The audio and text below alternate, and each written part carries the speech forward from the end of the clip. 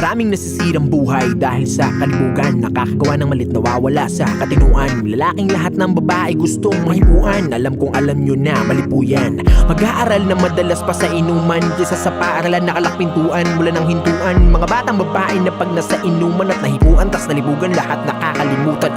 Panagbunga dahil pinairilan di niya. Tsak meron na namang pamilya na walang wala sa lipunan. Kasi ginagawa pa din naman na pag-ipunan. Pag ang hinaharap di maharap tatalikuran. Lalaking nakikipagtali kung kanay-kanino. Pag nakabuntis di mo na makita maski anino.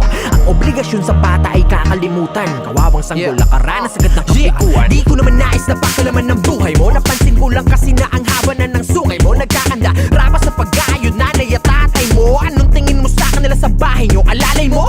Puro damo ba to? Damo ba to? Yan ang lagi nyong bukang bibig. Ano ba to? Sabog ka lang pakiramdam mo stig kapag nakasindi. Feeling king, oo king, lamang walang silbi. Benta mo na utak mo kung di mo ginagamit. Pagkat agwat ng utak nyo ni Gio, di malapit pag pinaisip mo ng kalokohan. Puno-puno ang utak pero pag siresohan, tuyong-tuyo, tumatanda ka ng batugan. Wala kang pakinabang, wala ka pang diskarte, panay ka kasi yabang. May pangarap ka rin ba na gusto mo makamit? O nag-aantay ka lang ng bagong usong pananamit? Mas inuuna pa ang bisyo kesa humanap ng piso. Ba't ka ba ganyan? Ba't sobrang landi mo ano? Na lang kaya ang mangyayari sa'yo kung itutuloy mo pa rin pagiging laging ganto, ha?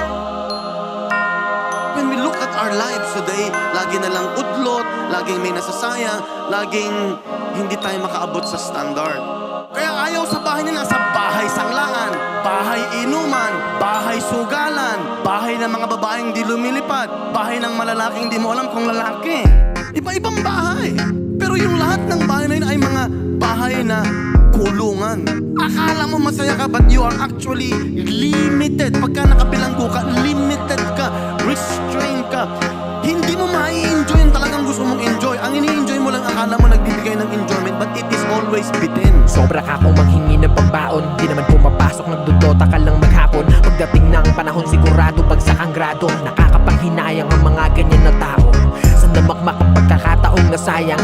Nung napahiga, di na nakabangon sa kamang merong bedsheet ng kamalasan. Iyapos-yapos, nilaway-lawayan ng una ng katamaran.